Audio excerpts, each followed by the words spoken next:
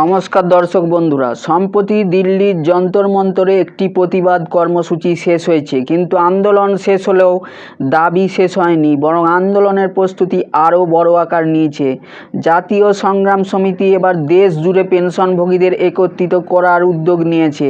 তাদের প্রথম দাবি, বর্তমানে যে ন্যূনতম 1000 টাকার পেনশন দেওয়া হয় তা বাড়িয়ে কমপক্ষে 7500 টাকা করতে হবে। শুধু তাই নয়, পেনশনের সঙ্গে মহার্ঘ ভাতা বা ডিএ যোগ করার দাবিও জানানো হয়েছে, কারণ বাজারে প্রতিদিন জিনিসপত্রের দাম বাড়ছে। আজ যে টাকায় বাজার হয়, 6 মাস পরে সেই একই টাকায় হয়তো অর্ধেক জিনিসও কেনা যাবে না। তাহলে একজন অবসরপ্রাপ্ত মানুষ কিভাবে নিজের জীবন চালাবেন? আরও একটি গুরুত্বপূর্ণ দাবি হলো সব ইপিএস পেনশনভোগী এবং তাদের জীবনসঙ্গীর জন্য বিনামূল্যে চিকিৎসা পরিষেবা। এই দাবির পেছনের যুক্তিটাও খুবই সহজ। অবসরের পরে সবচেয়ে বেশি খরচ হয় চিকিৎসায়। যে মানুষটি সারা জীবন কাজ করছেন, তিনি যদি শেষ বয়সে চিকিৎসার জন্য দুশ্চিন্তায় থাকেন, তাহলে সেই অবসর জীবন কতটা নিরাপদ? এই প্রশ্নই তুলছেন আন্দোলনকারীরা। এর পাশাপাশি সুপ্রিম কোর্টের নির্দেশ অনুযায়ী হায়ার পেনশনের সুবিধা দ্রুত কার্যকর করার দাবিও জানানো হয়েছে। এখন প্রশ্ন হলো, সরকার কি এই দাবিগুলো মানতে চলেছে? সরকারের অবস্থান কি এখনও খুব একটা বদলায়নি? সরকার বারবার বলছে ইপিএস একটি অবদান ভিত্তিক পেনশন প্রকল্প। এখানে পেনশন নির্ধারণ হয় জমা হওয়া অর্থের ভিত্তিতে। শুধু ইচ্ছা করলেই হঠাৎ করে পেনশন অনেক গুণ বাড়িয়ে দেয়া সম্ভব নয়, কারণ তাতে পুরো পেনশন তহবিলের উপর বড় আর্থিক চাপ তৈরি হতে পারে। সরকার আরও বলছে, বর্তমানে ইপিএস প্রকল্প চালু রাখতে সরকারকে অতিরিক্ত আর্থিক সহায়তা দিতে হচ্ছে এবং ভবিষ্যতে অবসর নেওয়া কর্মচারীর সংখ্যা আরও বাড়বে। তাই এখন যে সিদ্ধান্ত নেওয়া হবে তার প্রভাব আগামী বহু বছর ধরে পড়বে। কিন্তু অন্যদিকে পেনশনভোগীদের প্রশ্নও কম গুরুত্বপূর্ণ নয়। তাদের বক্তব্য, 10 বছরেরও বেশি সময় ধরে ন্যূনতম পেনশনের কার্যত কোনো পরিবর্তন হয়নি, কিন্তু এই সময়ে বাজারের দাম কতবার বেড়েছে। 1000 টাকার মূল্য কি আজও আগের মতো আছে? আপনার কি মনে হয়? এখন প্রশ্ন হলো, সরকার যখন এখনও পেনশন বাড়ানোর ব্যাপারে ইতিবাচক নয়, তাহলে কি এই আন্দোলনের কোনো ফলই হবে না? এর উত্তর এতটা সহজ নয়, কারণ গত কয়েক বছরে আমরা একটি বিষয় স্পষ্টভাবে দেখেছি।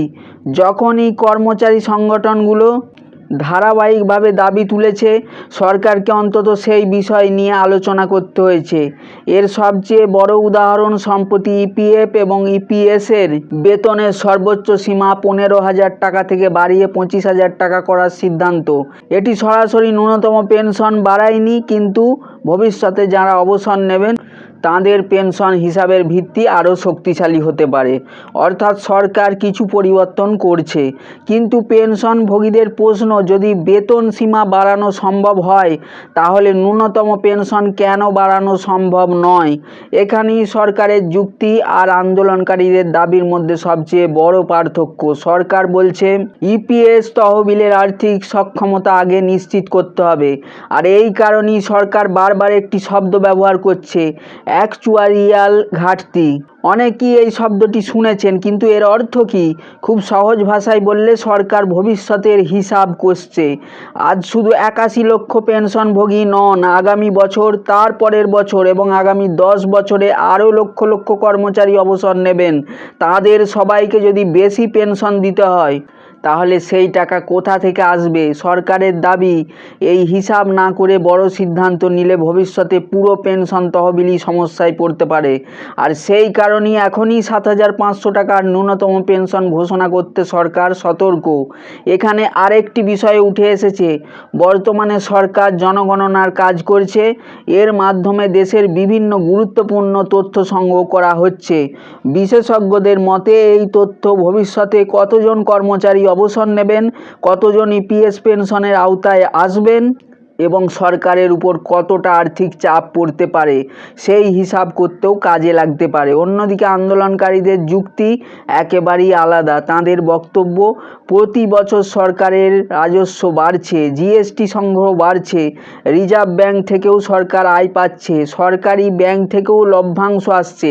তাহলে সেই অর্থের একটি অংশ কি দেশের প্রবীণ পেনশনভোগীদের জন্য ব্যবহার করা যায় না? এই প্রশ্নের উত্তর দিয়েছে সরকার, সরকারের বক্তব্য, একটি দেশের বাজেটে শুধু একটি খাতের জন্য নয়, একদিকে জনকল্যাণমূলক প্রকল্প, অন্যদিকে প্রতিরক্ষা, আবার অবকাঠামো উন্নয়ন, রাস্তা, রেল, স্বাস্থ্য, শিক্ষা সব কিছু মিলিয়ে বাজেট তৈরি হয়। তাই কোনো একটি খাতে হঠাৎ করে বড় ব্যয় বাড়ানো সবসময় সম্ভব হয় না। তবে এখানেই শেষ নয়, আরও একটি গুরুত্বপূর্ণ বিষয় সামনে এসেছে। বর্তমানে অষ্টম বেতন কমিশনের কাজ চলছে। সরকারি কর্মচারীদের জন্য নতুন বেতন কাঠামো নিয়ে একের পর এক বৈঠক হচ্ছে। এখন অনেক ইপিএস সদস্যের প্রশ্ন, যদি সরকারি কর্মচারীদের বেতন এবং ভাতা বাড়তে পারে, তাহলে বেসরকারি খাতে সারা জীবন কাজ করা মানুষের ন্যূনতম পেনশন কেন একই জায়গায় আটকে থাকবে? এই প্রশ্নের উত্তর এখনও কেউ স্পষ্টভাবে দিতে পারেনি, আর সেই কারণেই আন্দোলনের তীব্রতা আরও বাড়তে পারে বলে মনে করছেন অনেকেই। বন্ধুরা, এই পুরো বিষয়টি শুধুমাত্র টাকার অঙ্ক নয়, এটা সম্মানের প্রশ্ন।